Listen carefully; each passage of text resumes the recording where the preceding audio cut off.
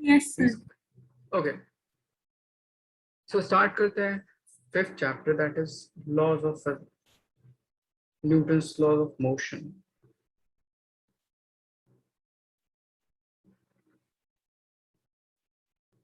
सो मैं पहले कुछ चीजें आपको रिवाइज करा दूं।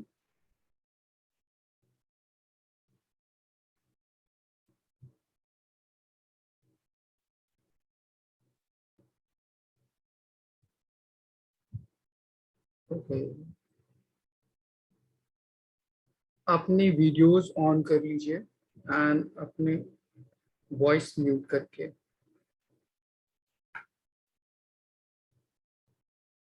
प्लीज एवरीवन अपने वीडियोस ऑन कर लीजिए।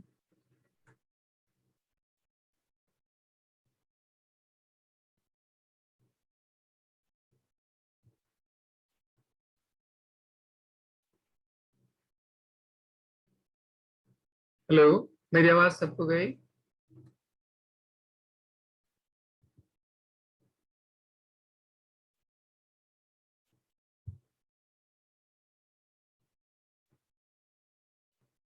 अपनी वीडियो ऑन कर लीजिए।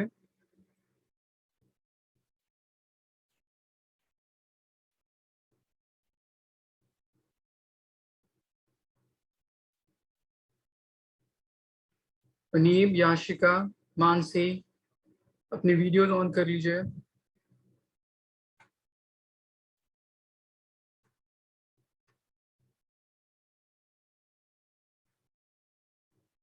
ओके,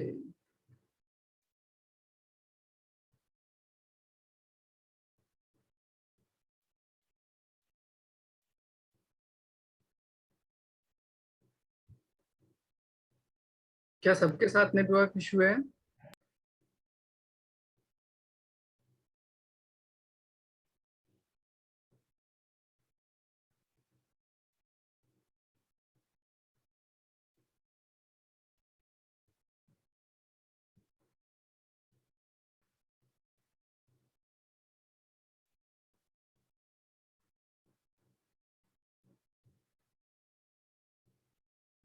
सर आपकी आवाज नहीं आ रही है मेरे पास, आप कुछ कह रहे थे।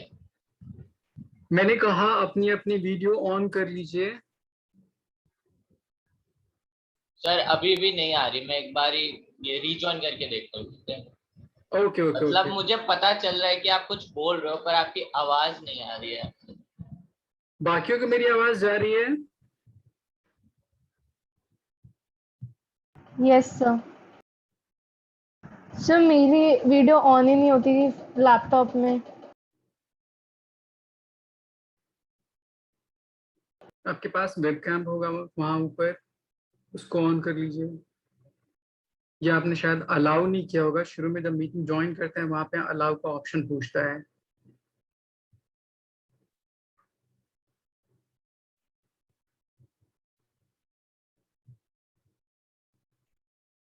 ये आता है make sure that your camera is powered on and is connected to your computer. Hmm, तो सर अलग से तो कोई कैमरा है नहीं। ऐसा कोई ऑप्शन क्यों नहीं है? और आपका आइकन भी शो नहीं कर रहा है यहाँ पे।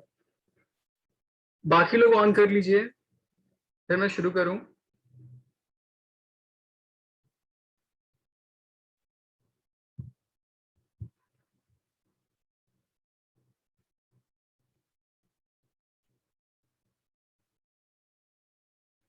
ये सब आपकी भलाई के लिए हो सकता है कि मे बी मेक श्योर कि आप कुछ चीजें प्रैक्टिस कर रहे हैं खुद से ही इन सब चीजों को इंस्पेक्ट करने के लिए।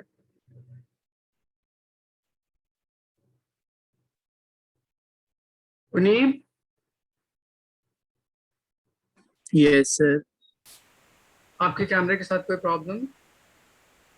यस सर, सर मैं क्लिक कर रहा हूँ सर, हो नहीं रहा है। एक मिनट।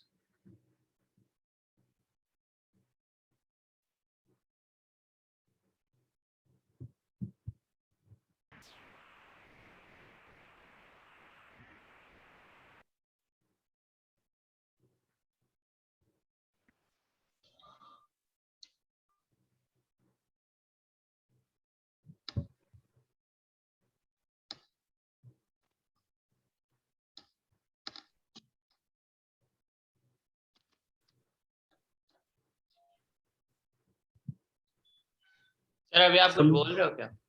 नहीं, मैंने अभी कुछ नहीं कहा। मैंने हाँ सबको सर अब आ ऑप्शन रही है। मैंने सबको ऑप्शन दिया कि अपना वीडियो ऑन कर लीजिए, सबने लेटर का ऑप्शन दबा दिया।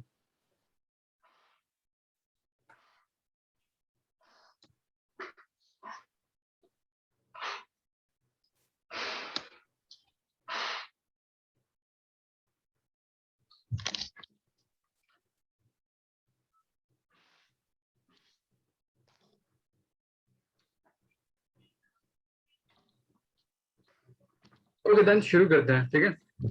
न्यूटन्स लॉ ऑफ मोशन, इसमें सबसे पहली चीज हम समझते हैं फोर्स। फोर्स आप बचपन से पढ़ते हुए आते होते हैं। कोई भी एक्शन जो किसी ऑब्जेक्ट पे की जाए, जो उस पर्टिकुलर बॉडी में तीन कॉज चेंज करवा सकता हो। एक, उस बॉडी के स्टेट में चेंज कॉज करा सकता हो, उसके डायरेक्शन में चेंज करा सकता हो, या उसके शेप एंड साइज में चेंज करा सकता हो। तब उस पर्टिकुलर एक्शन को हम फोर्स बोलते हैं। अब ये फोर्स मेनली दो तरह का होता है। एक को बोलते हैं हम लोग बैलेंस्ड, और एक को बोलते हैं हम लोग अनबैलेंस्ड। बैलेंस फोर्स का मतलब if sum of all force acting on the body कितना जीरो हो जाए तो उसको बैलेंस फोर्स। एंड दूसरा, sum of all force acting on the body अगर नॉन जीरो हो जाए तो उसको हम अनबैलेंस फोर्स बोलते हैं। तब इसी अनबैलेंस फोर्स की वजह से उस बॉडी में एक्सेलरेशन आता है उस अप्लाइड फोर्स के डायरेक्शन के अलावा। अगर मेरे पास net force acting on the body zero हो जाए तो उसके बेस पे या तो बॉडी कांस्टेंट वेलोसिटी से मूव करती होगी, या तो बॉडी इनिशियली अगर रेस्ट में होगी तो वो रेस्ट को रिटेन करने की कोशिश करेगी।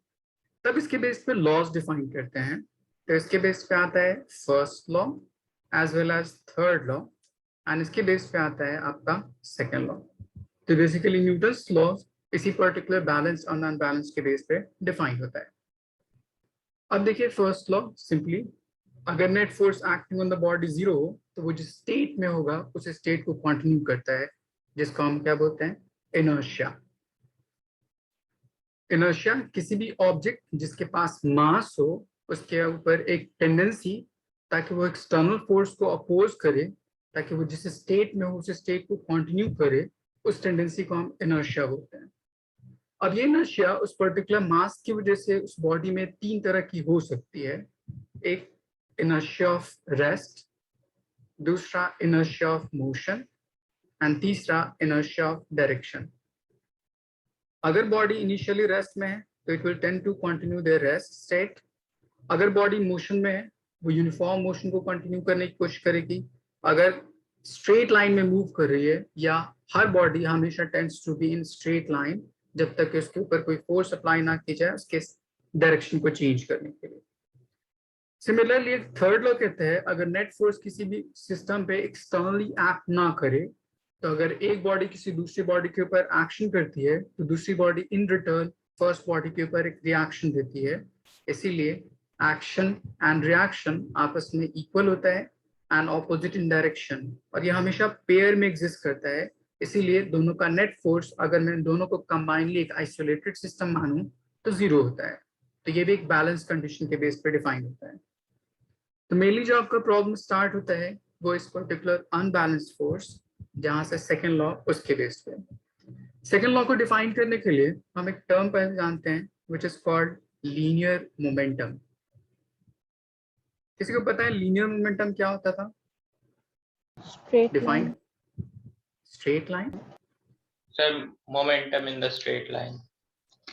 अच्छा, मोमेंटम क्या होता है फिर? Mass into velocity. Momentum mass into velocity नहीं होता। जैसे अगर मैं पूछूं फोर्स क्या होता है तो आप ये थोड़ी बोलते हैं force is equal to mass times acceleration. It is just formula to calculate force, it is not a force. उसी तरह momentum P is equal to m times v, ये मोमेंटम नहीं है, it is a formula to calculate momentum. आई बात समझ? तो देखिए यस सर। मोमेंटम कैसे डिफाइन करते हैं, तो आप बोलिएगा स्ट्रेट लाइन, क्योंकि लीनियर मोमेंटम की बात कर रहा हूं मैं।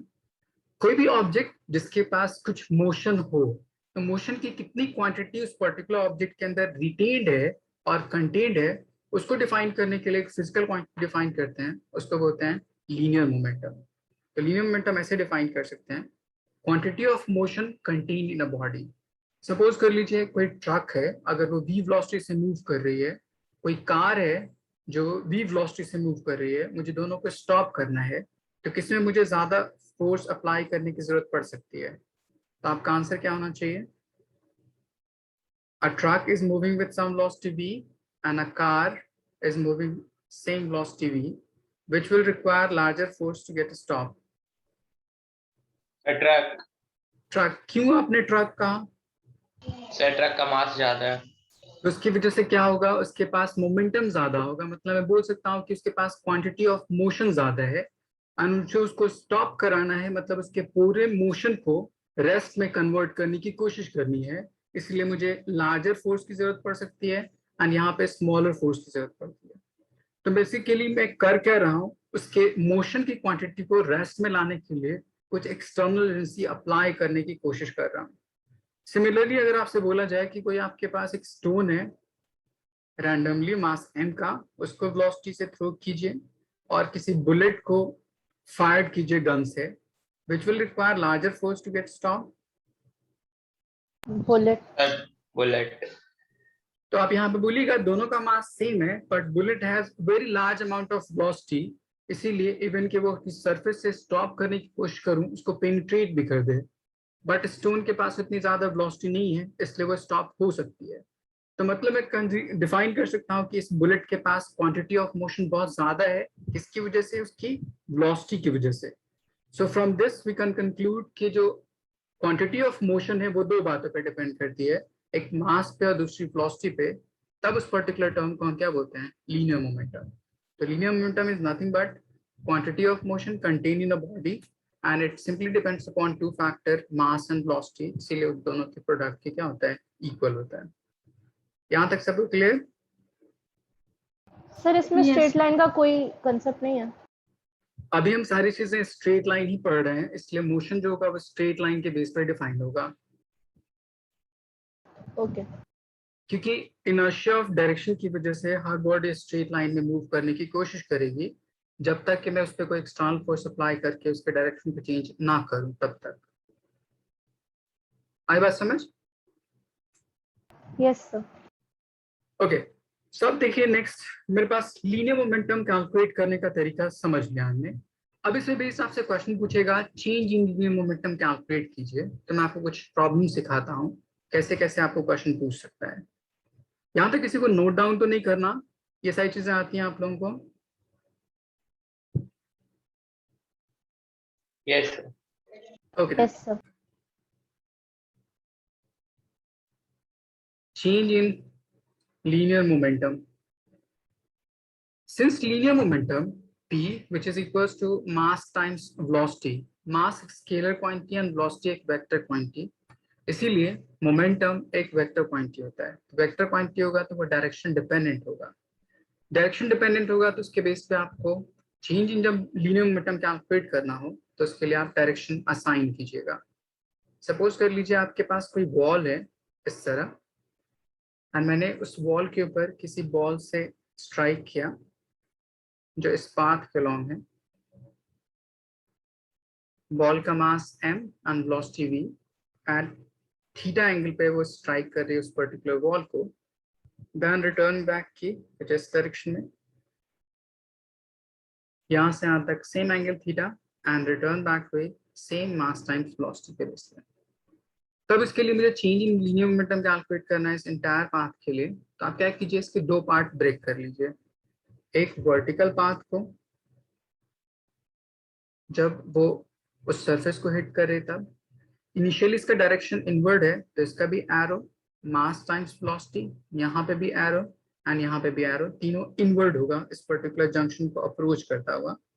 ये सम एंगल थीटा, तो इस पर्टिकुलर वेक्टर का एक कॉम्पोनेंट हो जाएगा mv cos थीटा और एक कॉम्पोनेंट हो जाएगा mv sin theta. After striking that particular wall वो रिबाउंड करेगी कुछ इस डायरेक्शन में, एंड यहाँ पे डायरेक्शन इधर की तरफ, उसको मैं ले लिया mass times velocity inclined some angle theta, तो एक कंपोनेंट इधर की तरफ which is mv cos theta and एक कंपोनेंट इधर की तरफ which is mv sin theta. अब मेरे पास मोमेंटम चेंज कैलकुलेट करना है, तो आप कोऑर्डिनेट यहाँ पे यूज कीजिए हर जगह, ये पॉजिटिव एक्स एक्सिस और ये मेरे पास नेगेटिव एक्स एक्सिस, सिमिलरली ये पॉजिटिव वाई एक्सिस और ये मेरे पास नेगेटिव वाई एक्सिस। तो ये मेरे पास पूरा इनिशियल मोमेंटम को डिफाइन करता होगा और ये मेरे पास पूरा फाइनल मोमेंटम को डिफाइन करता होगा। तो पहली चीज, अगर linear momentum along x axis अगर मैं कैलकुलेट करने की कोशिश करूं तो वो कितना होगा? तो आप बोलिएगा एक्स एक्सिस के अलोंग ये है which is going along positive X axis, तो इसकी वैल्यू कितनी हो जाएगी? mv cos theta along positive X axis minus initial momentum, ये कंपोनेंट है which is going along negative X axis, तो minus of mv cos theta, ये minus and ये माइनस प्लस हो जाएगा, तो ये पूरी वैल्यू हो जाएगी 2 times of mv cos theta. यहां तक किसी कोई डाउट?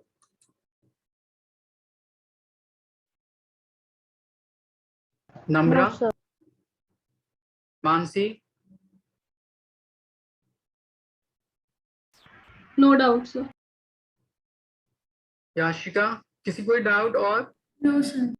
ओके, अगर मैं similarly momentum change along y axis calculate करने की कोशिश करूं तो देखिए वाई एक्सिस के अलोंग यहाँ पे फाइनल डाउनवर्ड डायरेक्शन में, तो डाउनवर्ड को मैं नेगेटिव वाई एक्सिस बोल सकता हूँ, सो mv sin theta minus initially वो भी डाउनवर्ड डायरेक्शन में, तो वो भी minus of mv sin theta, ये माइनस माइनस प्लस और ये माइनस दोनों एक दूसरे कंपोनेंट कैंसिल आउट कर देगा, इसलिए नेट मोमेंटम का चेंज कितना आ जाएगा?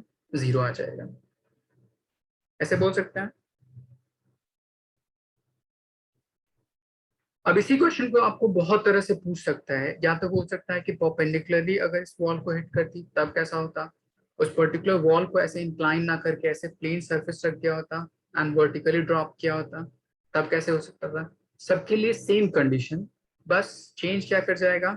Change in momentum along x axis की जगह पे वाई एक्सिस में चेंज आएगा, एक्स कॉम्पोनेंट के अलोंग 0 हो जाएगा।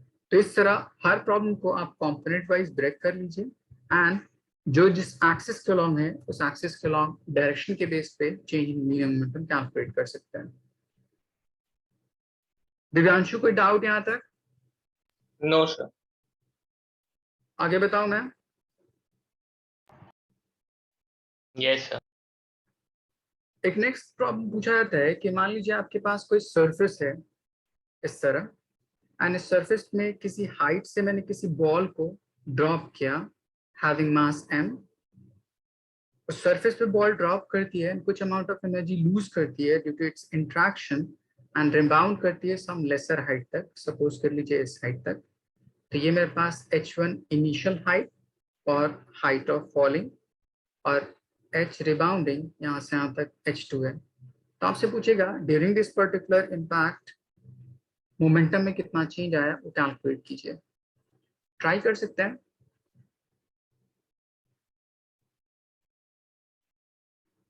Find change in linear momentum in this particular problem.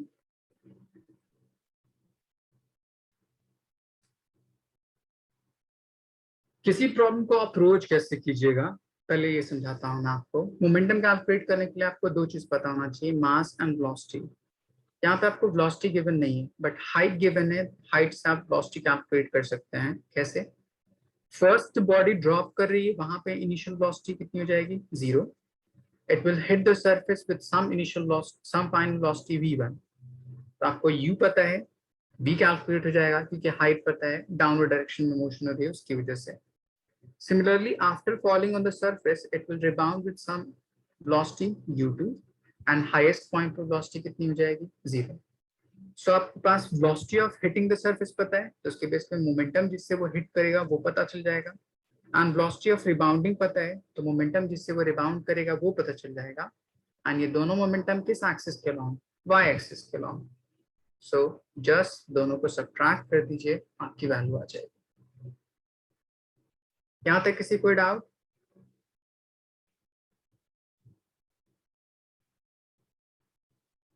Sir ये m क्या शो कर रहा है? m किसी भी बॉडी के लिए मास को डिफाइन करता है। सपोज कर लीजिए मास 200 ग्राम है, इसकी मेरे पास हाइट 5 मीटर है एंड रिबाउंड की तो हाइट 1.8 मीटर हो गई। तो बताइए चेंज इन लीनियर मोमेंटम कितना होगा? एक बार कैलकुलेट कीजिए। आप सिर्फ मास एंड वेलोसिटी H1 H2 के टर्म में निकाल दीजिए, आप उनकी वैल्यूज मत पुट कीजिए।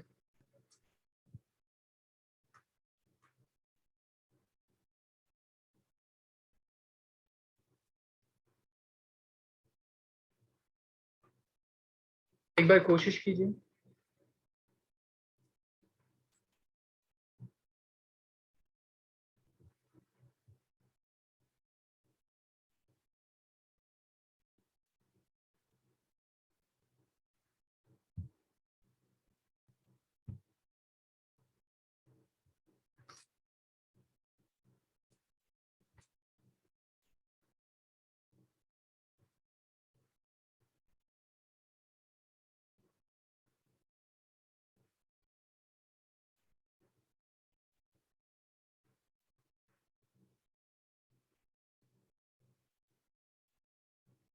Okay, just 1 minute.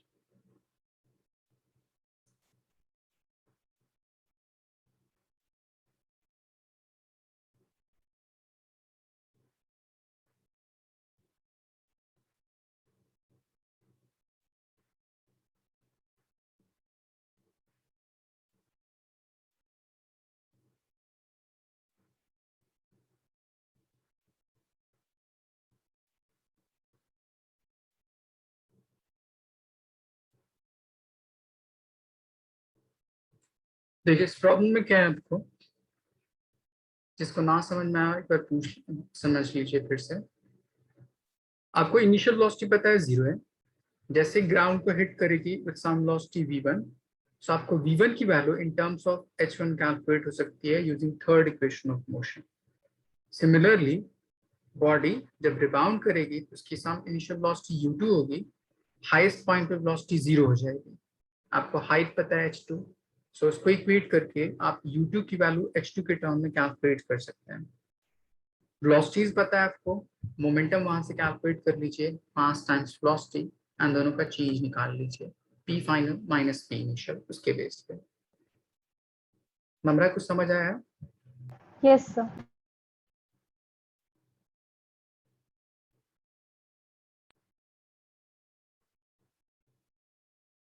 उन्हीं कुछ समझ आ रहा है आपको? Yes sir.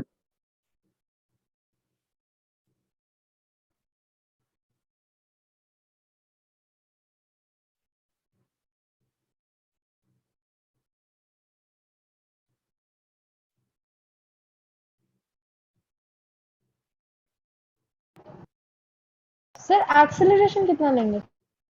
एक्सेलरेशन की जरूरत क्या है इसमें, पहले बताइए।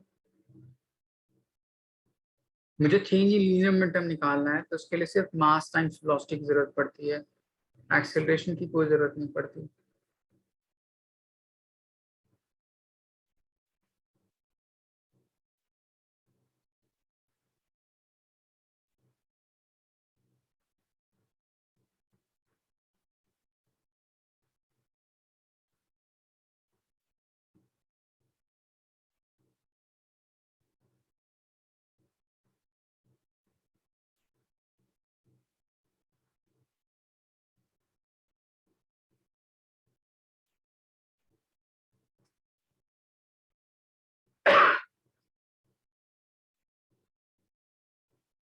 आपका आंसर 0 नहीं आएगा आज का, मानसी।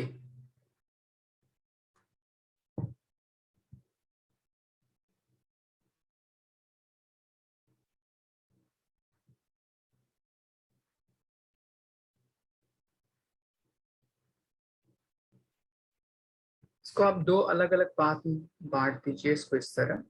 फर्स्ट जब अप्रोच कर रही है तब इस तरह से, एंड सेकंड जब रिबाउंड कर रही हो तब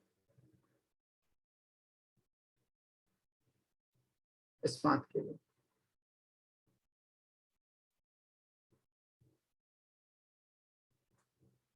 जब अप्रोच कर रही है तो आप first equation of third equation of motion use कीजिए।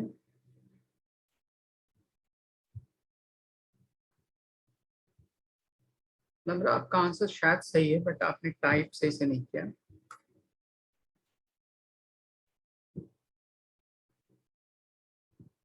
Using third equation of motion, v square is equals to u square plus of 2g h1 तो यहाँ से v1 की वैल्यू आ जाएगी √2gh1। इसलिए first momentum p1 is equals to minus of m times of v1 which is equals to 2gh1, क्योंकि ये downward direction में जा रहा है नेगेटिव y एक्सिस की तरफ। सिमिलरली अगर मोमेंटम रिबाउंड करती हो तो अपवर्ड डायरेक्शन में फाइनल मोमेंटम, तो इसको लिख सकते हैं v2 square is equals to u2 square minus of 2gh2, ये टर्म 0 हाईएस्ट पॉइंट पे, सो u2 की वैल्यू हो जाएगी √2gh2। तो p फाइनल यहाँ पे p initial is equals two plus of mass times velocity, तो हो जाएगा 2gh2। दोनों का चेंज निकालना था, तो change in linear momentum is equals to p final minus p initial. दोनों से मास कॉमन कर लीजिए तो आपके पास आंसर आ जाएगा √2gh2 प्लस √2gh1, कुछ ऐसा आंसर आएगा। नंबर आपका आंसर इतना ही आया है। सर मैंने एक्सेलरेशन में जी नहीं लिया था, मतलब मैं बस इसे ए दे रही थी। अच्छा, तो ये मोशन द ग्रेविटी के बेस पे तो एक्सेलरेशन जी क्यों नहीं होगा यहाँ पे, बताइए जरा। हाँ होना चाहिए था। ओके, दिव्यांशु आपका आया था आंसर इतना? नहीं सर, हुआ नहीं था, मतलब अच्छा। मैंने ट्राई किया, एग्जैक्ट इतना नहीं आ रहा था। ओके, किसी और कोई डाउट इस सॉल्यूशन में? मानसी? सर पहले वाले में मेरे को एक चीज नहीं समझ आई Sir, सर, इनिशियल मोमेंटम में वो नेगेटिव क्यों है, वो नहीं समझ आया बस। अब मोमेंटम डायरेक्शन बेस्ड, तो आप देखिए इस पर्टिकुलर पॉइंट पे जहाँ पे वो सरफेस को हिट करे, वहां पे इनिशियली जो बॉल है वो किस डायरेक्शन मूवमेंट कर रही है, वर्टिकली अपवर्ड और vertically downward? Sir initially upward में है। यहाँ से देखिए ये बॉडी यहाँ स्टार्ट की, यहाँ से सर डाउनवर्ड मूवमेंट डाउनवर्ड कर जा रही है, रही है। तो डाउनवर्ड का मतलब वाई एक्सिस नेगेटिव और पॉजिटिव, सर नेगेटिव। इसीलिए मैंने मोमेंटम इनिशियल नेगेटिव लिया है। ठीक है सर। और आफ्टर हिटिंग द सरफेस जब रिबाउंड कर रही है तो उसका डायरेक्शन ऑफ मोशन किसकी तरफ है? Sir upwards, positive y axis. इसीलिए यहाँ पे, इसलिए फाइनल की वैल्यू पॉजिटिव होगी, इनिशियल की वैल्यू नेगेटिव, तो नेगेटिव नेगेटिव पॉजिटिव हो जाएगा, इसलिए मैंने यहाँ पे प्लस लिखा है। आया समझ? Yes sir. आगे डिफाइन करूं? किसी कोई डाउट इस प्रॉब्लम में? No sir.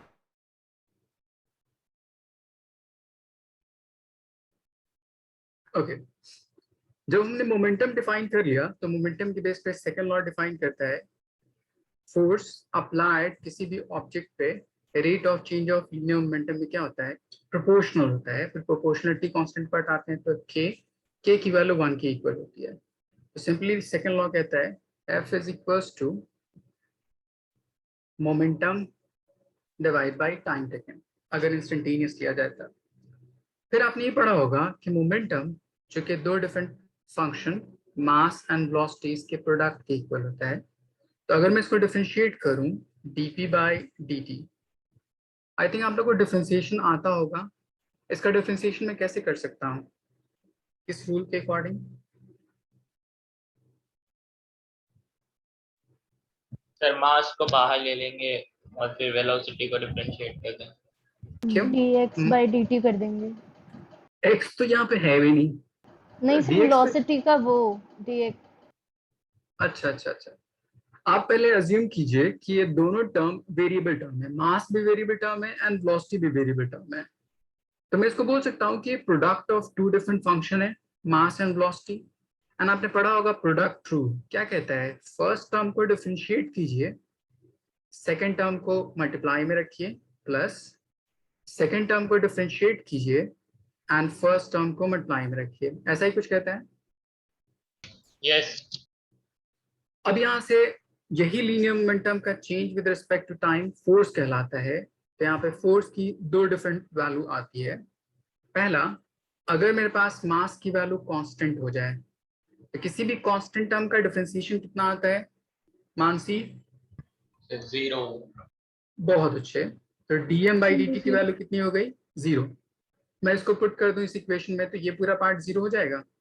Yes sir. तो बच क्या जाएगा मेरे पास? फोर्स का formula F is equals to m dv by dt and velocity का differentiation with respect to time क्या कहलाता है? एक्सेलरेशन। इसीलिए आपके पास एक फॉर्मूला आता है मास टाइम्स एक्सेलरेशन। तो ये फॉर्मूला हम तब इस्तेमाल करते हैं जब मेरे पास मास की वैल्यू कांस्टेंट हो उसके बेस पे। लेकिन अगर मान लीजिए आपके पास मास की वैल्यू कांस्टेंट ना हो और वो वेरी कर रहा हो टाइम के साथ, जिसको हम वेरिएबल मास सिस्टम बोलते हैं, तो वो सॉल्व कैसे किया जाए? तो यहाँ पे हम अज्यूम करते हैं कि उसकी वेलोसिटी कांस्टेंट होगी। तो सो dv बाई dt की वैल्यू कितनी हो जाएगी? 0। तब मेरे पास ये टर्म पूरा 0 हो जाता है। तो फोर्स की वैल्यू कितनी आती है? v times dm by dt। तो इसको इस्तेमाल वहां करते हैं जहां पे मास टाइम के साथ क्या करता हो? वेरी कर रहा हो, या इसको वेरिएबल मास सिस्टम बोलते हैं। जैसे आपने एक टर्म पढ़ा होगा रॉकेट प्रोपल्शन, वहां पे यूज करते हैं। या बलून, बलून का जो एयर होता है वो कांस्टेंट रेट से अगर लीक करता हो तो उसका मास टाइम के साथ क्या करेगा? चेंज करता होगा, या टाइम के साथ वो इजेक्ट आउट होता होगा। तो उसके बेस पे कुछ एक्शन रिएक्शन के बेस पे अप थ्रस्ट एक्ट करता है, जिसके बेस पे बलून दूसरे डायरेक्शन क्या करती है? मूव करती है, एंड सो ऑन। सो जहां कहीं भी मास टाइम के साथ चेंज करता हो उसके लिए आप ये इस्तेमाल करते हैं, और जहां पे मास कांस्टेंट हो तो उसके लिए आप ये इस्तेमाल करते हैं। यहाँ तक किसी कोई डाउट?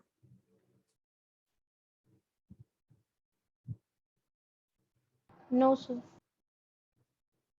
इसके बेस पे एक मैं आसान सा क्वेश्चन पूछता हूँ आपसे। सपोज कर लीजिए आपको एक क्वेश्चन गिवन दे रखा है, a balloon having mass 10 gram air which can completely eject out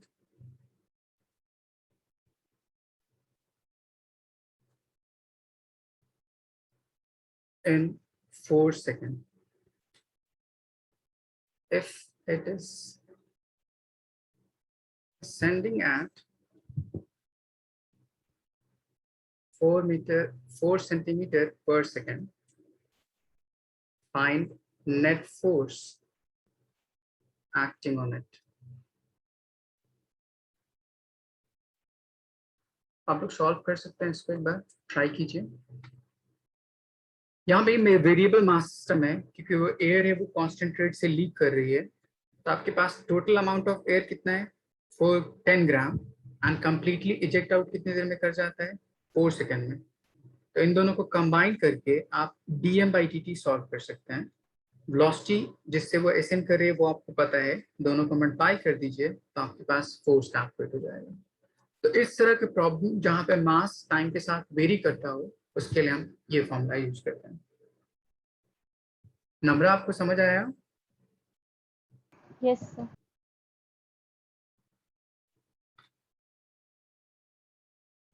किसी को कोई भी डाउट हो प्लीज पूछ सकते हैं।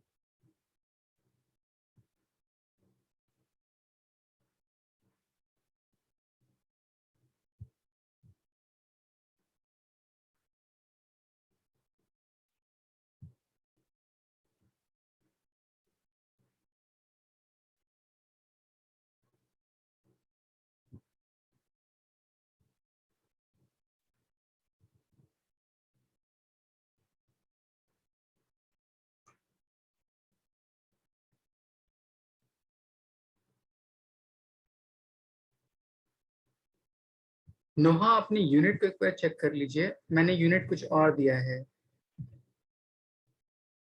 आपका न्यूमेरिकल वैल्यू सही आया है, एक बार यूनिट चेक कर लीजिए।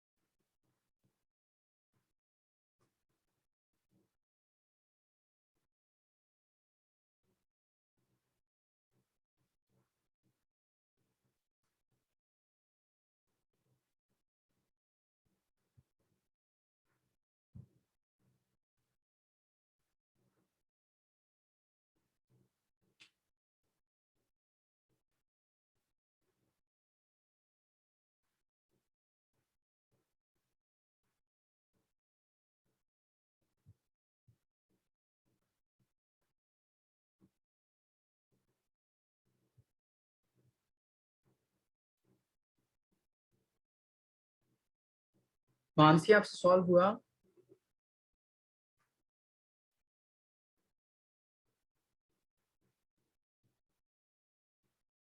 अक्षत कोई डाउट तो नहीं है आपको? No sir. Trying. Yes Mansi, क्या है? Sir, trying. मतलब समझा नहीं मैं। मानसी पूछिए फिर से, क्या पूछा आपने?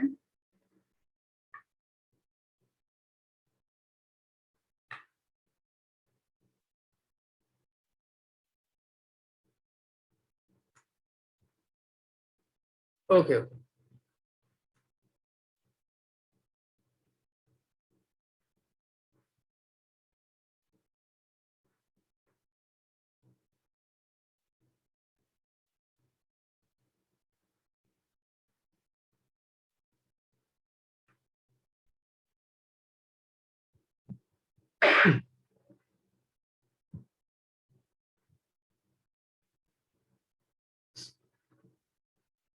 आपको यहाँ पे वेलोसिटी दे रखा है 4 सेंटीमीटर पर second. Dm by d t आप कैलकुलेट कर सकते हैं। Mass 10 gram, completely eject out in 4 second, so ये हो जाएगा 10 ग्राम पर सेकेंड। इन दोनों टर्म को मल्टीप्लाई कर दीजिए, सो फोर्स की वैल्यू आ जाएगी 4 into 10 divide by 4। 4 and 4 cancel out, so we left with just 10 and इसकी यूनिट पुट कीजिए तो ये हो जाएगा ग्राम सेंटीमीटर पर सेकेंड स्क्वायर। एंड इसी पूरी क्वांटिटी को हम एक नाम कहते हैं डाइन, जो फोर्स की सीजीएस यूनिट कहलाती है। यस अक्षर, सही है आपका। सो यूनिट समझ आया नोहा आपको? Yes, sir.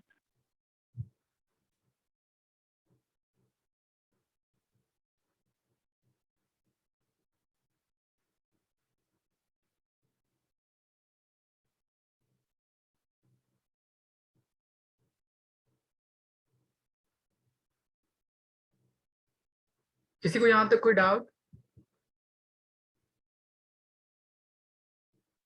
आगे मैं आपको बताऊंगा रॉकेट प्रोपल्शन कैसे सॉल्व करते हैं, उसके बेस पे प्रॉब्लम क्या क्या हो सकता है, मैं आपको बताऊंगा इस पर्टिकुलर फॉर्मूले से related. Okay, next term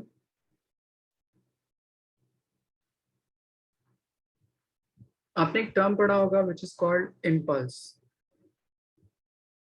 impulse कहता है बहुत लार्ज फोर्स किसी ऑब्जेक्ट के ऊपर एक्ट करता हो for very short period of time, तब उस पर्टिकुलर क्वांटिटी को हम इम्पल्स बोलते हैं। तो impulse is nothing but large force acting on a body for very short time. हमने पीछे एक फॉर्मूला डिराइव किया, F is nothing but DP by d T. तो अगर मैं डी टी को इस साइड ले जाऊं तो F D T D P के इक्वल हो जाएगा। तो उसी टर्म को यहाँ पुट कर दीजिए तो सिंपली डी पी, मतलब impulse is nothing but F times of D T या चेंज इन लीनियर मोमेंटम उसके इक्वल होता है। तो जहां कहीं भी इम्पल्स कैलकुलेट करने के लिए बोले तो आप change in linear momentum calculate कर लीजिए, या अगर फोर्स के बेस पे फंक्शन दे रखा हो आप इसको इंटीग्रेट कर सकते हैं, या कोई भी दो क्वांटिटी अगर प्रोडक्ट में हो एंड उसका ग्राफ गिवन हो तो उसके अकॉर्डिंग आप एरिया कैलकुलेट कर सकते हैं। तो ये सारे कंडीशंस के बेस पे आप इम्पल्स डिफाइन कर सकते हैं। ओके, मैं आपको एक बेसिक सा क्वेश्चन बताता हूँ इम्पल्स से रिलेटेड। सपोज कर लीजिए आपके पास एक ग्राफ दे रखा है,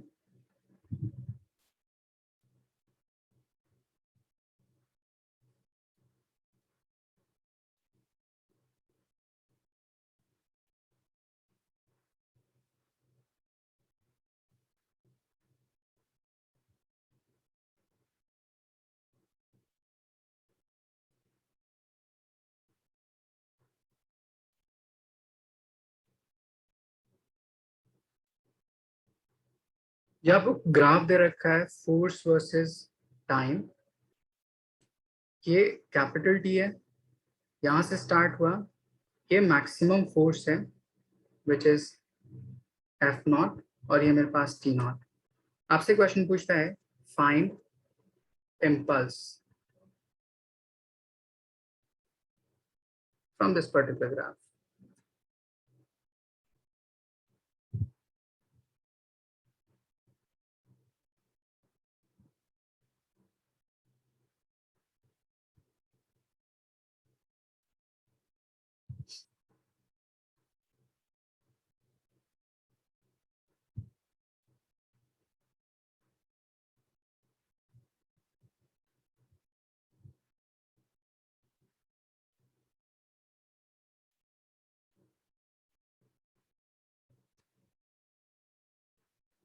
ओके, क्वेश्चन किसी को समझ आया है कि मैं हिंट दूं?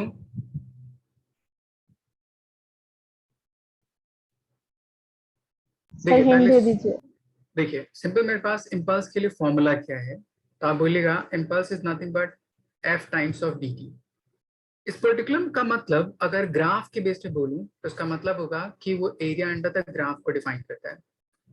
फिजिक्स में आप किसी भी क्वेश्चन को 3 तरह से अप्रोच कर सकते हैं।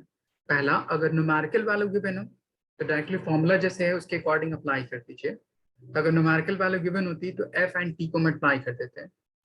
दूसरा, अगर f as a function given होता है टाइम डिपेंडेंट, तो चूंकि ये दोनों प्रोडक्ट इक्वल टू इम्पल्स के इक्वल है तो मैं उसको इंटीग्रेट कर देता।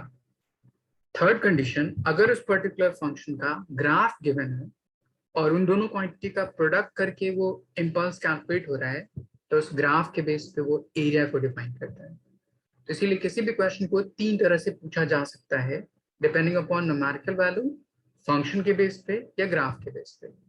ये कॉन्सेप्ट सबको समझ आया?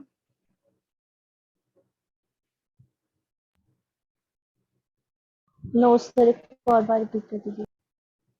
जैसे मुझे इम्पल्स कैलकुलेट करना है तो इम्पल्स कैलकुलेट करने के लिए फोर्स एंड टाइम के बीच में क्या कंडीशन होनी चाहिए, तो आप बोलिएगा प्रोडक्ट होना चाहिए ताकि मुझे इम्पल्स कैलकुलेटेड हो। सो अगर आपको न्यूमेरिकल वैल्यू गिवन होता तो आप दोनों को डायरेक्टली मल्टीप्लाई कर देते हैं। ठीक, जैसे आपको दिया होता फोर्स की वैल्यू 5 न्यूटन एंड टाइम की वैल्यू 0.1 सेकेंड, तो force into time gives you impulse. Next term, अगर आपको force time dependent function given होता तो वो वेरिएबल होता, तो उस वेरिएबल के बेस पे मैं कैलकुलस मेथड यूज करता। एंड चूंकि इसका रिलेशन प्रोडक्ट में है तो उस प्रोडक्ट के रिलेशन को हम इंटीग्रेशन के बेस पे सॉल्व करते हैं, कुछ इस तरह से। ये कब? अगर वो variable as a function given होता तब। थर्ड कंडीशन, अगर उसी दोनों क्वांटिटी का ग्राफ गिवन होता तो प्रोडक्ट उस पर्टिकुलर ग्राफ के एरिया को डिफाइन करता है। तो एरिया अंडर एफ टी अगर कैलकुलेट कर लेते तो इम्पल्स बता देता। अब समझ में आया सबको? Yes yes sir. तो मुझे यहाँ पे क्वेश्चन में गिवन क्या है, किस फॉर्म में, फर्स्ट सेकंड थर्ड, थर्ड। तो मुझे एरिया कैलकुलेट करना पड़ेगा। अब देखिए एरिया कैसे निकाल सकते हैं किसी ज्योग्राफिकल फिगर का, ज्योमेट्रिकल फिगर का। तो आपको ये कर्व दे रखा है, कर्व हम किसी भी कर्व दे रखा हो, चाहे वो एलिप्स हो, पैराबोला हो, सर्कल हो, हर कर्व के लिए एरिया सिर्फ एक तरह से याद रखिएगा, अगर वो कर्व है तो उसका फॉर्मूला होता है पाई r1 इंटू r2, ये याद रखिएगा।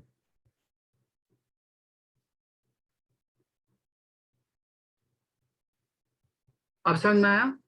पाई r1 इंटू r2, एंड चूंकि आपको हाफ कर्व दिखाई दे रहा है इसलिए क्या कर दीजिए, अपॉन 2 कर दीजिए।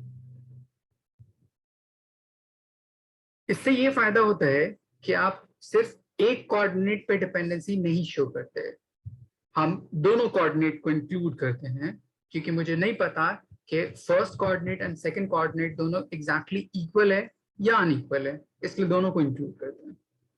इसलिए वो कर्व किसी भी तरह का हो, सर्कल हो, एलिप्स हो, पैराबोला, हाइपरबोला, कोई भी कर्व हो, सबके लिए पाई r1 r2 जनरली आपको सर्कल बोलेगा और एलिप्स बोलेगा, उसके अलावा और कुछ नहीं होता।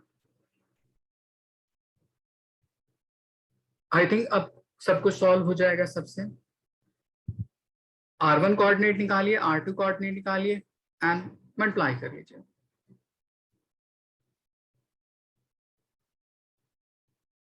अनवी, समझ आया आपको? Yes, sir.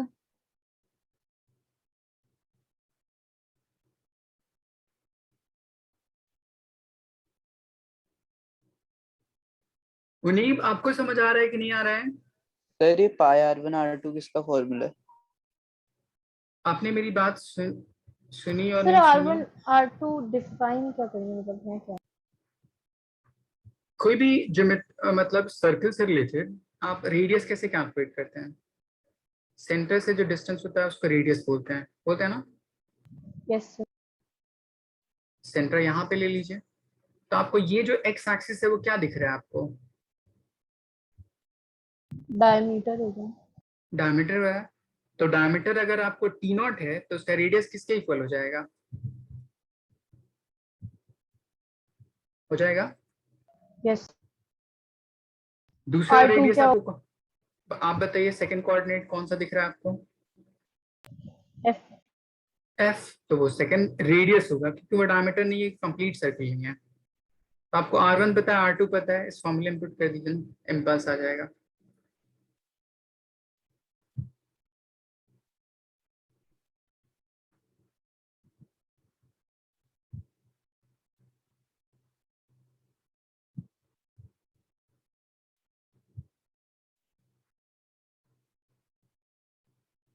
नोहा आपका 8 कैसे आ जाएगा, जरा फिर से कैलकुलेट कीजिए।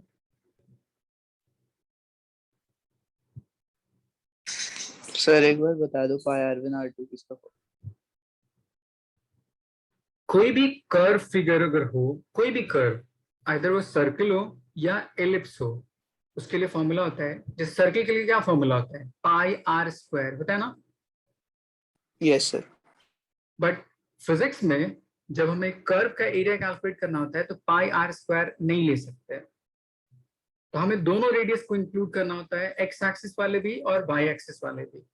इसलिए एक्स कोऑर्डिनेट के रेडियस को आप R1 बोल देते हैं एंड वाई कोऑर्डिनेट के रेडियस को R2 बोल देते हैं। सर वाई एक्सिस का रेडियस मतलब समझ नहीं आया। ये आपको हाफ सर्किल दिख रहा है, यस सर।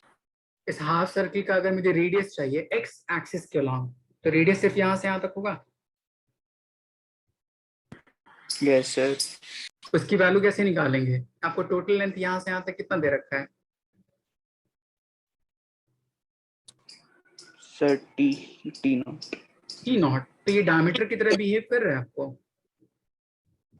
Yes sir. उसका हाफ कर दूंगा तो आ जाएगा।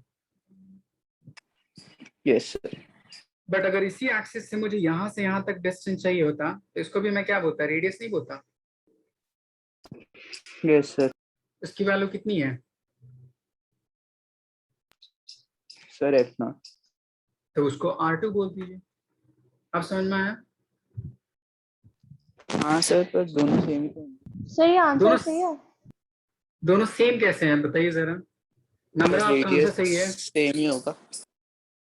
मैंने अभी कहा ज्योमेट्रिकल यहाँ पे फिगर में एलिप्स सर्किल कोई भी दे रखा हो फिजिक्स में, कभी भी रेडियस इक्वल नहीं दे रखा होता, ओके। इसीलिए R स्क्वायर नहीं यूज करते हैं। अभी किसी को डाउट? No sir. तो R1 की वैल्यू हो जाएगी T नॉट बाई 2 और R2 की वैल्यू हो जाएगी F नॉट। तो आपका पूरा आंसर आ जाएगा pi T naught F naught divide by 4। No आपको समझ आया? Yes sir.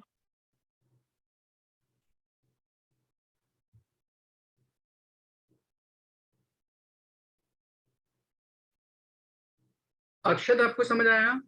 Yes sir. किसी कोई डाउट इस प्रॉब्लम में?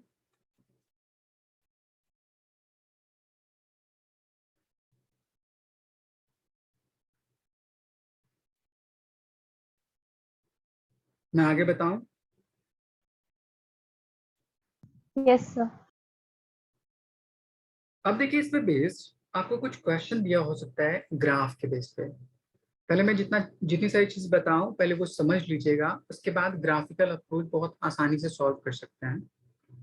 फर्स्ट क्वेश्चन है कि आपको इम्पल्स कैलकुलेट करने के लिए बोल सकता है। एक क्वेश्चन है बहुत, उसने कहा कि एक पार्टिकल है, उसके डिस्प्लेसमेंट एंड टाइम का ग्राफ कुछ इस तरह से दे रखा है।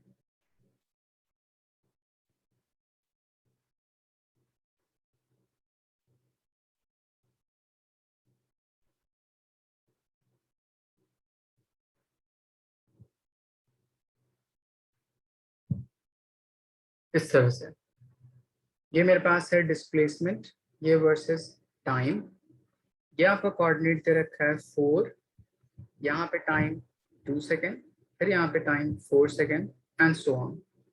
आपसे क्वेश्चन पूछा find impulse at t is equal to 2 second, at t is equal to 4 second. किसी भी इंस्टेंट पे पूछे आप कैलकुलेट कैसे कीजिएगा? जैसे मैं अप्रोच बताऊंगा वैसे सीखिएगा। तो अगर आपसे पूछे impulse at t is equals to 2 second, okay, तो इसका क्या मतलब होगा? इम्पल्स जैसे हमने पीछे डिफाइन किया, इम्पल्स सिंपली होता है किसके इक्वल है? Change in Area linear under. Momentum. Her condition में एरिया नहीं कैलकुलेट करता है। यहाँ पे देखिए ग्राफ किसके किसके रिस्पेक्ट में है, Oh, sorry, sir. x versus t के रिस्पेक्ट में। तो आप x वर्सेस t के रिस्पेक्ट से आप स्लोप कैलकुलेट करके वेलोसिटी निकाल सकते हैं, एंड वेलोसिटी के बेस पे मुझे अप्रोच करना होगा इम्पल्स कैलकुलेट करने के लिए। सो हमने पीछे फॉर्मूला पढ़ा था, impulse is nothing but change in linear momentum, या ऐसी चीज को लिख सकते हैं p final minus p initial. यहाँ तक किसी कोई डाउट?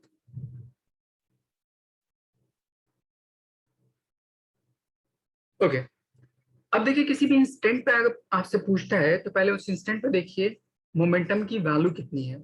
तो मोमेंटम मैं मास टाइम्स वेलोसिटी के बेस पे निकाल सकता हूँ। मास गिवन होगा आपको, वेलोसिटी में इस ग्राफ से कैलकुलेट कर सकता हूँ। तो देखिए आपको एग्जैक्टली 2 सेकंड पे वो ग्राफ कैसा दिख रहा है आपको? एक टिप, हाईएस्ट पॉइंट दिख रहा है, उस पॉइंट पे वेलोसिटी कैसे कैलकुलेट की जाए? ये तो बहुत गड़बड़ बात हो गई।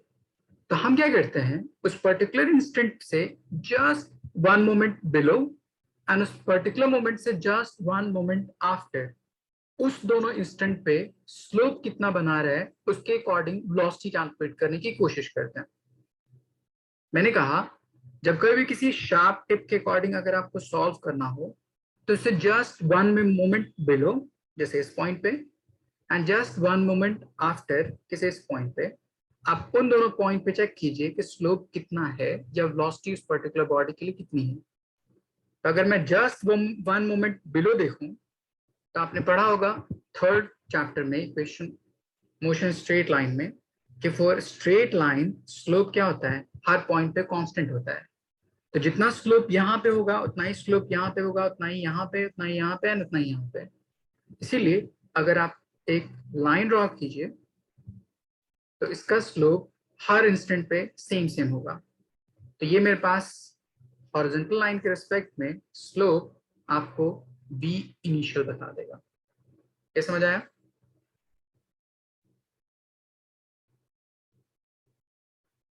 Yes, ये sir. समझ आया? ओके, सिमिलरली मुझे जस्ट 1 मोमेंट आफ्टर देखना है, तो उस पॉइंट पे आप एक हॉरिजॉन्टल लाइन ड्रॉ कर दीजिए एंड वहां पे एक्स एक्सिस के रिस्पेक्ट में स्लोप देखिए, तो ये एंगल डाउनवर्ड जा रहा है, तो ये आपका v फाइनल बता देगा। अब मुझे दे रखा है वेलोसिटी डिस्प्लेसमेंट वर्सेस टाइम, इसका स्लोप आपको वेलोसिटी देता है। स्लोप कैसे कैलकुलेट करते हैं? Perpendicular by base.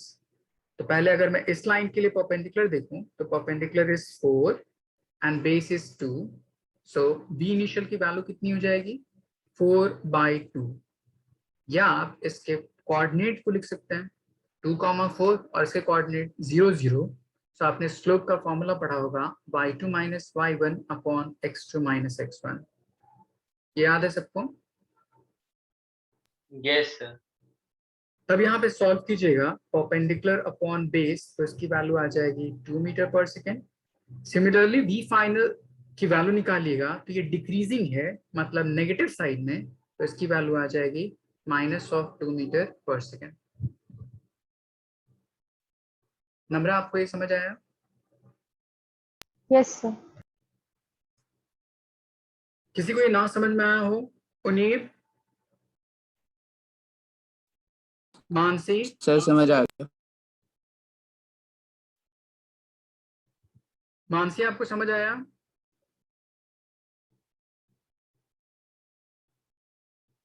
ओके, अब आपको कैलकुलेट करना है मोमेंटम का चेंज। तो बताइए p फाइनल किस डायरेक्शन में जा रहा है, पॉजिटिव एक्स एक्सिस और नेगेटिव एक्स एक्सिस, या पॉजिटिव कोऑर्डिनेट और नेगेटिव कोऑर्डिनेट? Negative. नेगेटिव। तो मैं इसको लिख सकता हूँ -2 टाइम्स ऑफ m। मैंने मास ऑफ बॉडी m मान लिया एंड वेलोसिटी -2 मान ली। इनिशियल मोमेंटम किस डायरेक्शन में? Positive. तो +2 टाइम्स ऑफ m। अब दोनों को सम कीजिएगा तो पूरी वैल्यू कितनी आ जाएगी? ये समझ आया सबको? Yes, sir. आप मुझे कैलकुलेट करके बताइए momentum at t is equal to 4 second कितना आना चाहिए। एक बार ट्राई कीजिए सारे लोग।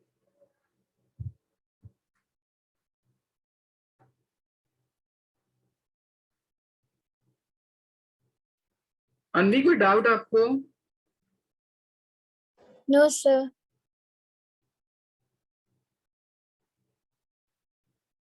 सबीहा खुर्शीद, आपको कुछ समझ आ रहा है? Yes, sir. कोई डाउट नहीं अभी तक?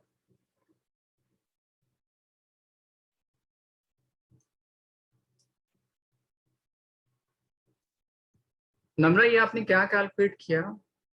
किसी सिंगल इंस्टेंट पे कैलकुलेट किया या आपने चेंज कैलकुलेट किया इम्पल्स के लिए? एक बार चेक कर लीजिए। गलत है।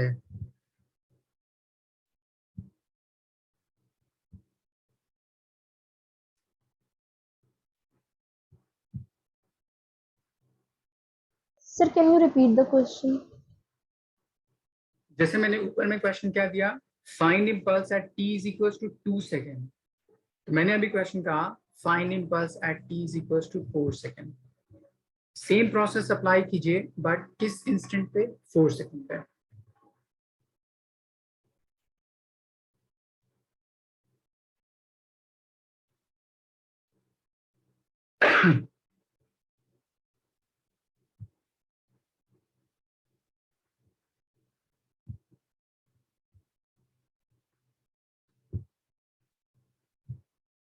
डायरेक्शन गलत है। अब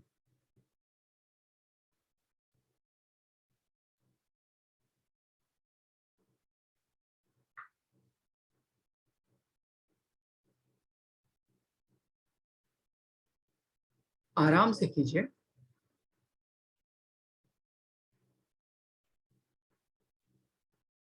पहले चेक कीजिए 4 सेकेंड के just 1 moment below and just 1 moment after, दोनों में वेलोसिटी का डायरेक्शन किसकी तरफ है।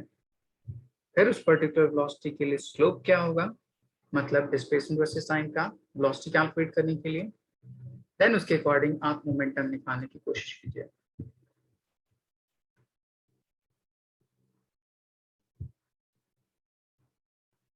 थ्री कैसे आ सकता है?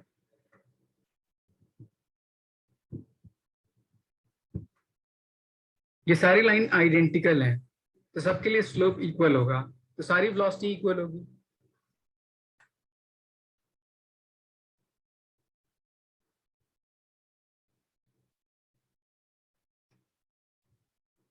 फाइनली सही है।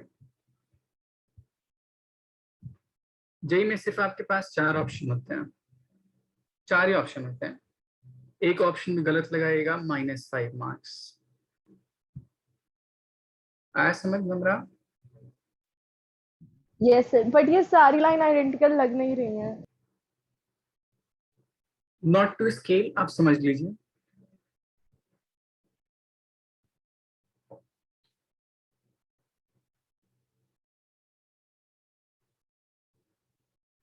मानसी, आपने सॉल्व किया? सर मुझसे नहीं हो पा रहा। आप 4 सेकेंड के जस्ट पीछे यहाँ पे स्लोप निकालिए। यहाँ पे स्लोप कितना होगा? क्या वो एग्जैक्टली इस पर्टिकुलर टर्म के इक्वल होगा? Yes sir. उसकी वैल्यू कितनी है? सर -2। तो वो वेलोसिटी हो गई v initial is -2 metre per second and just after it इस पॉइंट पे स्लोप कैसा दिखेगा आपको? ऊपर जाता हुआ एग्जैक्टली इस पॉइंट की तरह। 2। यस तो सर। इसको v फाइनल बोल दीजिए which is 2 metre per second. अब दोनों को डिफरेंस कर लीजिए, मोमेंटम आ जाएगा। इतना आसान तो है ये। नोहा, आपसे हुआ? ओके। Yes, sir. आंसर आपने सेंड नहीं किया। देवांशु, कुछ समझ आ रहा है आपको? Yes sir. सॉल्व किया आपने इसको? सर भेजा तो था आंसर। एक मिनट, मैंने देखा नहीं आंसर। सर वो शायद सेंड नहीं हुआ, एंटर दबाया था मैंने, वो गया नहीं है लगता। अच्छा अच्छा,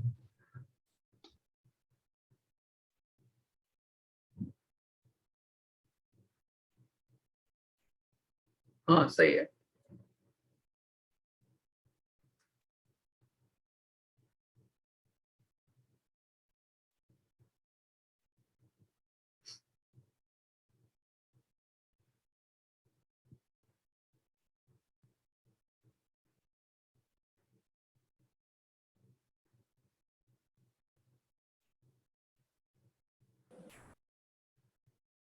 आई थिंक अब सबसे सॉल्व हो गया होगा आंसर।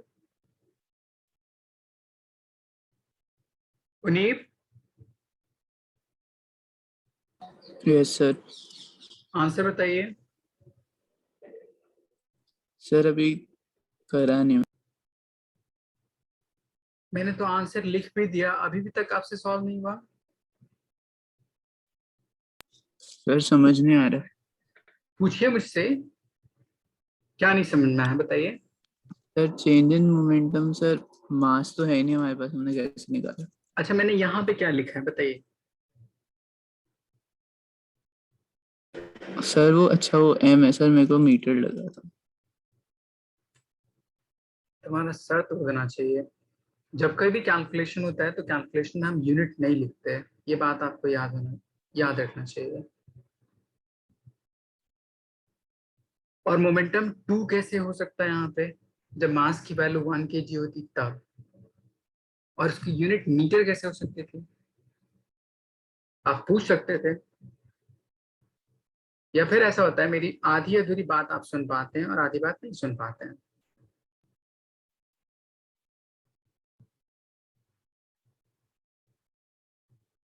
ये क्वेश्चन सबसे सॉल्व हो गया, मैं आगे बताऊं।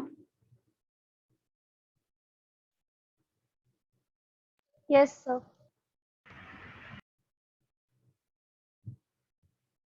मानसी सॉल्व हुआ।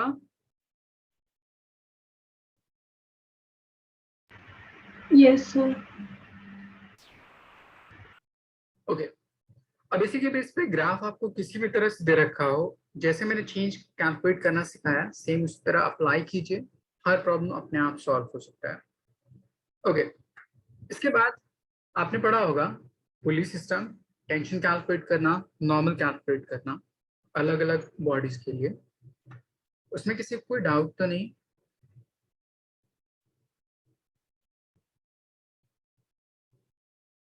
देखिए, हम जो रेफरेंस फ्रेम पढ़ते हैं, फ्रेम ऑफ रेफरेंस, ये 2 तरह का होता है। एक को बोलते हैं हम लोग इनर्शियल, एक को बोलते हैं हम लोग नॉन इनर्शियल।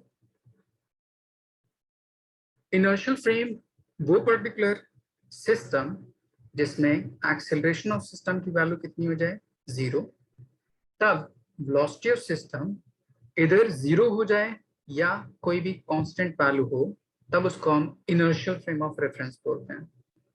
उस इनर्शियल फ्रेम ऑफ रेफरेंस में न्यूटन्स लॉ वैलिड होता है। Non inertial frame of reference उसको बोलते हैं जहां पे एक्सेलरेशन सिस्टम का नॉन जीरो हो, मतलब सिस्टम इटसेल्फ एक्सेलरेट करती हो, उसको बोलते हैं। तब उस सिस्टम के एक्सेलरेशन की करने की वजह से एक फोर्स डेवलप करता है, उस पर्टिकुलर फोर्स को एक नाम देते हैं which is called pseudo force. आपने शायद बायो में एक वर्ड पढ़ा होगा स्यूडो, स्यूडो का मतलब होता है फॉल्स और फोर्स। तो आप बोलिएगा वो फोर्स जिसकी कोई एक्चुअल एग्जिस्टेंस नहीं होती, बट सिस्टम के एक्सेलरेशन की वजह से वो फोर्स डेवलप करता है, किसकी वजह से, ड्यू टू इनर्शिया। तब उस पर्टिकुलर फोर्स को हम स्यूडो फोर्स बोलते हैं, और ये कहाँ पे एक्ट होता है, non inertial frame of reference में। Non inertial frame of reference मतलब जहाँ पे system of acceleration of system non zero. जैसे अगर आप बोलिए, आप किसी एक नोटबुक के ऊपर अपना पेन प्लेस कीजिए और नोटबुक को जर्क एक्सेलरेट कीजिए, देखिएगा वो पेन उसके उल्टे डायरेक्शन में क्या करेगी, मूवमेंट शो करेगी। जैसे मैं आपको एक एग्जांपल देता हूँ। सपोज कर लीजिए कि आपका कोई केबिन है इसमें मैंने कोई एक पेंडुलम हैंग कर दिया इस तरह से। अगर मैं इस पर्टिकुलर सिस्टम को इस डायरेक्शन में एक्सेलरेट करता हूं ए एक्सेलरेशन से, ये पेंडुलम किस डायरेक्शन में मूवमेंट करेगी?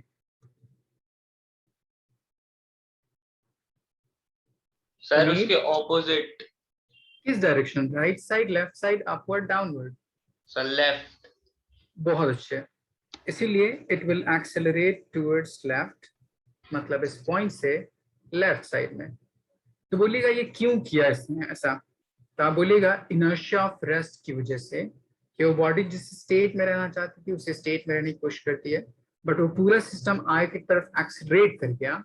तब ऑब्जर्वर को ऐसा फील होता है कि वो बॉडी उसके रिस्पेक्ट में ऑपोजिट डायरेक्शन में एक्सेलरेट कर रही है। आप समझ में आया? Yes, sir. तो एज इफ स्यूडो फोर्स हम यूज कैसे करते हैं, तो आप ये बोलिएगा सिस्टम जिस डायरेक्शन में भी एक्सेलरेट करता हो उस पर्टिकुलर बॉडी पे उसके ऑपोजिट डायरेक्शन में सेम अमाउंट ऑफ एक्सेलरेशन करता है, इसलिए ब्लॉक होगा वो ऑपोजिट डायरेक्शन में सेम एक्सेलरेशन से मूव करेगी। तब यहाँ पे कभी कभी आपसे क्वेश्चन पूछता है कि वर्टिकल के साथ कितना इंक्लाइन कर सकती है, तो आप इस पर्टिकुलर को ग्रेविटी मान लीजिए, इस लाइन को आप एक्सटेंड कर दीजिए, तो ये अगर एंगल थीटा है तो ये भी एंगल कितना हो जाएगा? Theta. tan theta is equals to perpendicular by base, तो यहाँ से अननोन ए की वैल्यू फाइंड आउट हो सकती है। तो फ्रेम ऑफ रेफरेंस समझ आया सबको? Inertial and non inertial frame of reference.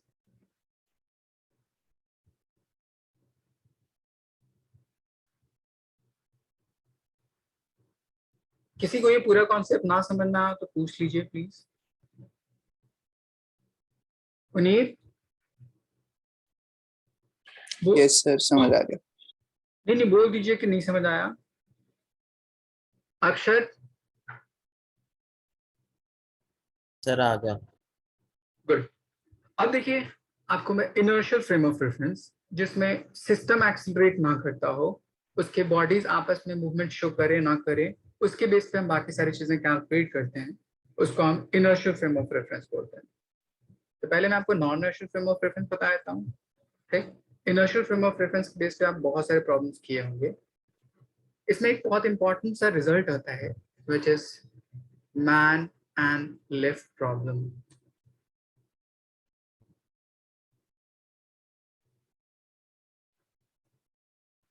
Suppose कर लीजिए आपके पास कोई एक लिफ्ट है इस तरह, उसके अंदर कोई एक इंडिविजुअल है इस तरह। अगर वो लिफ्ट अपवर्ड डायरेक्शन में एक्सेलरेट करने लगे, सम एक्सेलरेशन ए से, लिफ्ट अगर एक्सेलरेट नहीं करती तब उस इंडिविजुअल के ऊपर कौन कौन सा फोर्स एक्ट करता होता? Gravity. Gravity mg downward direction में, सरफेस Normal. उसको बैलेंस करने के लिए अप नॉर्मल रिएक्शन। ये तो हुआ तब जब एक्सेलरेशन ऑफ सिस्टम जीरो होता है तब के बेस पे, एंड वो दोनों में कोई मूवमेंट नहीं होता उसके बेस पे डिफाइन करते हैं। दिव्यांशु, अगर सिस्टम एक्सेलरेट करना शुरू कर दे तो क्या फ्रेम ऑफ रेफरेंस इनर्शियल होगा, नॉन इनर्शियल होगा? Sir with respect to man.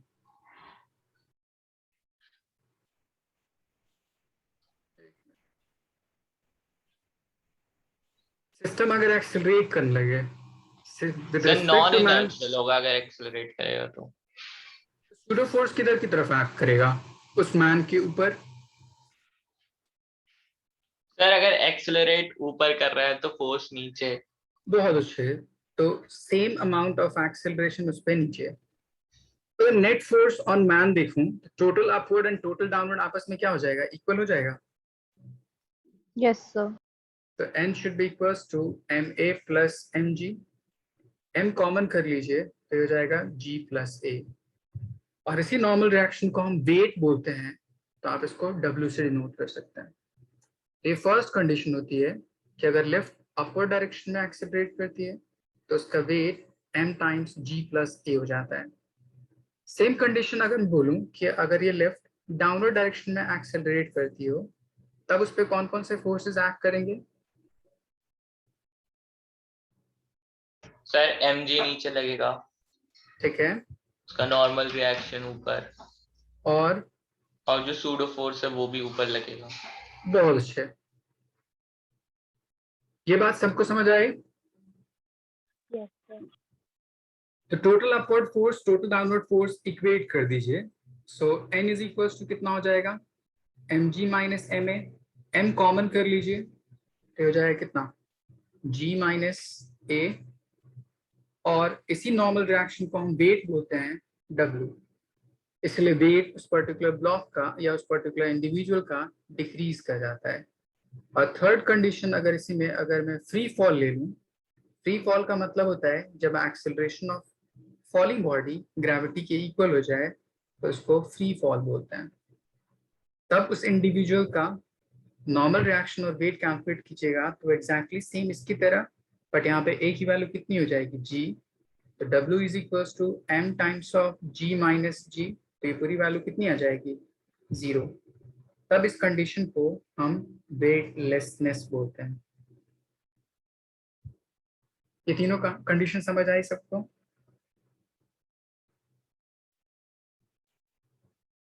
किसी को कोई डाउट Yes, इस? sir. तो अब इसके Doubt बेस नहीं. पे आप याद रखिएगा कि आइदर लेफ्ट मैन प्रॉब्लम हो या कोई मंकी किसी रोप के ऊपर एसेंट डिसेंट करता हो, ठीक है, या कोई रॉकेट किसी पर्टिकुलर एक्सेलरेशन से एक्सेलरेट करता हो, ये सारी कंडीशन में बस आप इतना याद रखिए कि एक्सेलरेशन अपवर्ड डायरेक्शन में है, एक्सेलरेशन डाउनवर्ड डायरेक्शन में है। अगर एक्सेलरेशन अपवर्ड डायरेक्शन में है तो net normal reaction g plus a times हो जाता है, डाउनवर्ड डायरेक्शन में g माइनस ए टाइम्स हो जाता है, और हर बॉडी फ्री फॉल में वेटलेसनेस शो करती है। डन? Yes, sir. ओके, इसको नोट डाउन कर लीजिए। मैं इसको एक क्वेश्चन देता हूँ आपको न्यूमेरिकल।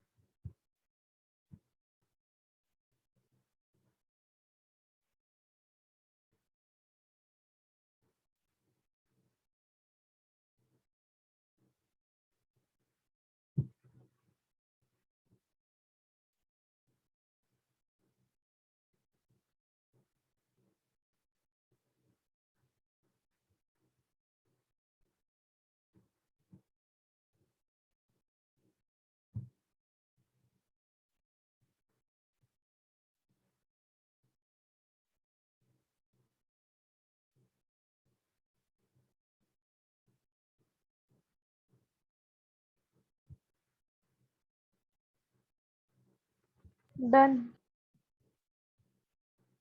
सबने लिख लिया? Yes, sir.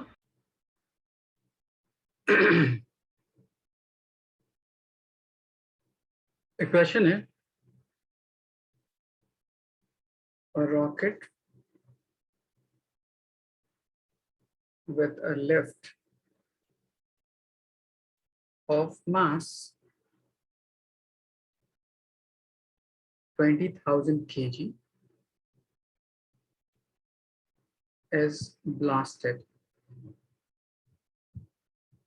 with initial acceleration of 5 meter per second square.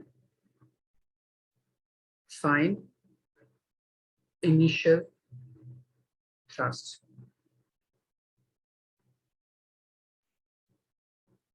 Take G is equals to 10 meter per second square.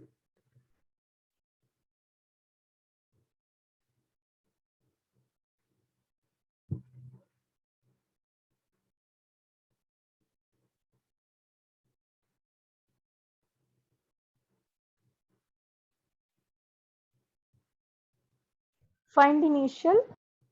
Thrust मतलब फोर्स।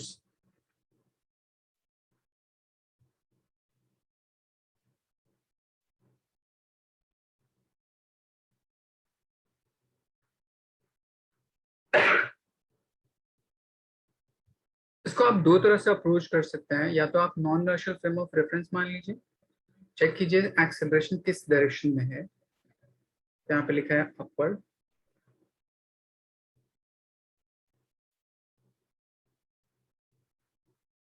तो उसके बेस पे सर आप आपने लास्ट में क्या लिखा है? Find the Initial. Initial. Thrust. अच्छा सर।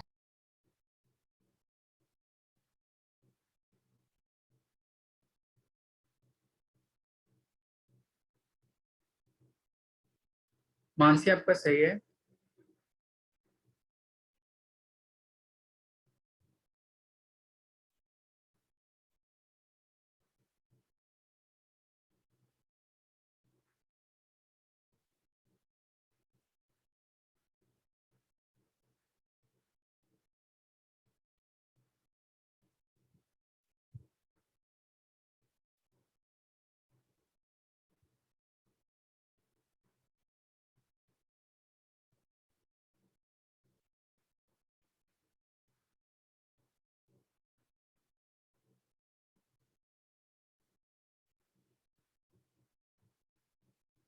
नम्रा अपने यूनिट को एक बार चेक कर लीजिए। नोहा आपका आंसर सही है।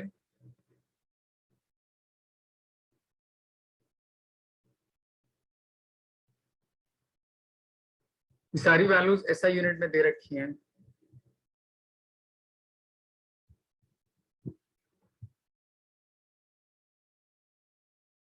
उनीब आंसर आया? यस सर, कर रहा हूँ, बस हो गया।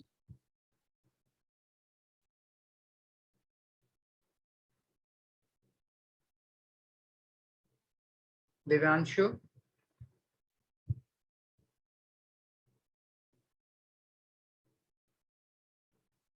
याशिका आपसे सॉल्व हुआ? Sir, just a minute. Okay.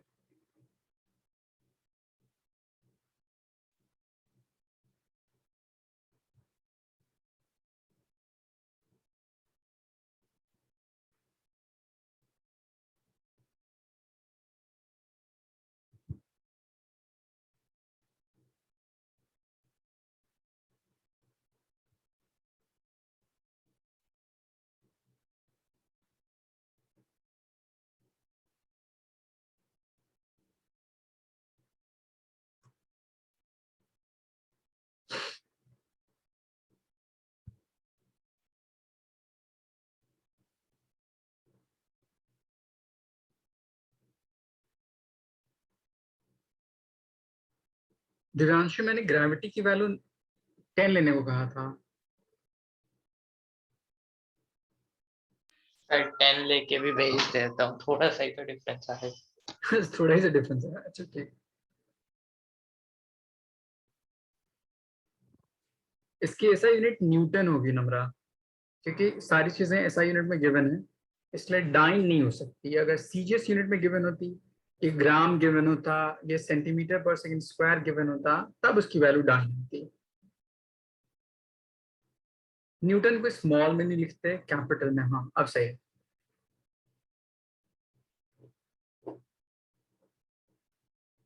अनवी सही है आपका।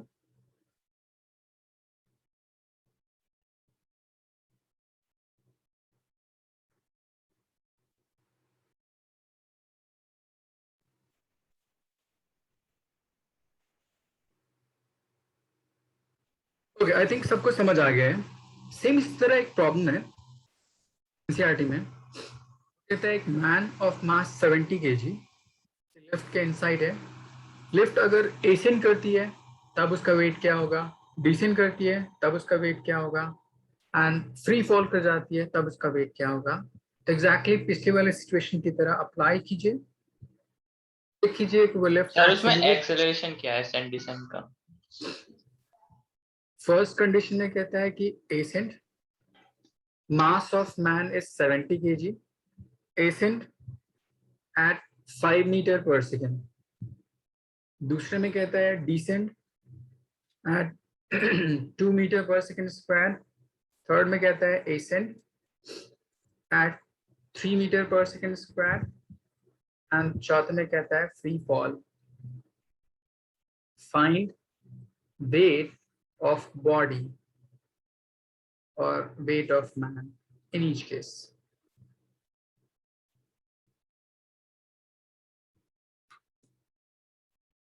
सर जी क्या लेना है? 10. ठीक है सर।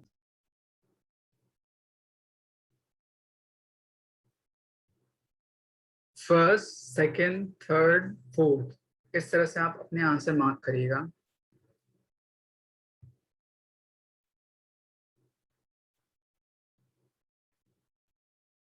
आई थिंक आप लोगों की क्लास है अभी। सर तब तक हो जाए तो। ओके, जल्दी सॉल्व कीजिए।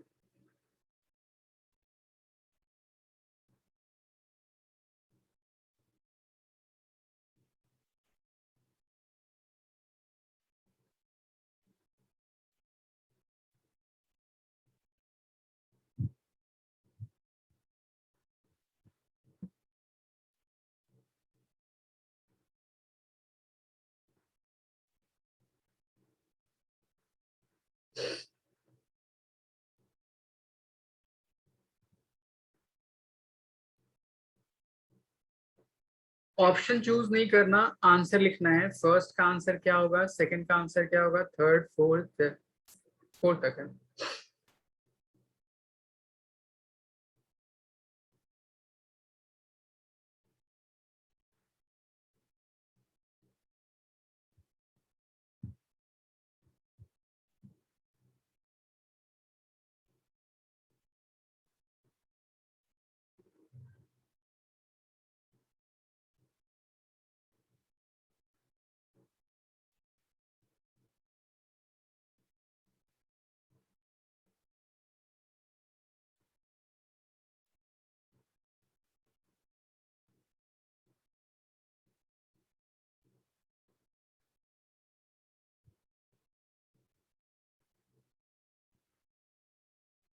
नुहा, आपका थर्ड आंसर गलत है, आपने मल्टीप्लिकेशन गलत की है। एंड फर्स्ट आंसर सबका गलत है।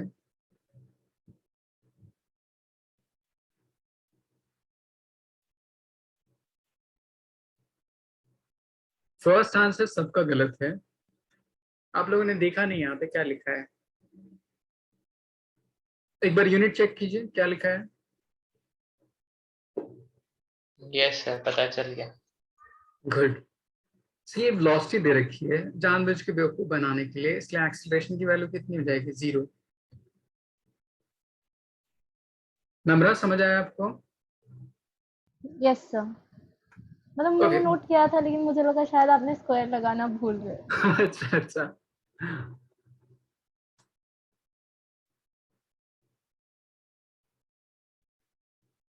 ओके, सब कुछ सॉल्व करना समझ आ गया। सो आप इतना पढ़ लीजिएगा, इससे बेस्ड बहुत सारे प्रॉब्लम कीजिएगा, ठीक? फिर मैं नेक्स्ट क्लास में इसके आगे कंटिन्यू करता हूँ। ओके, सही है। Okay then.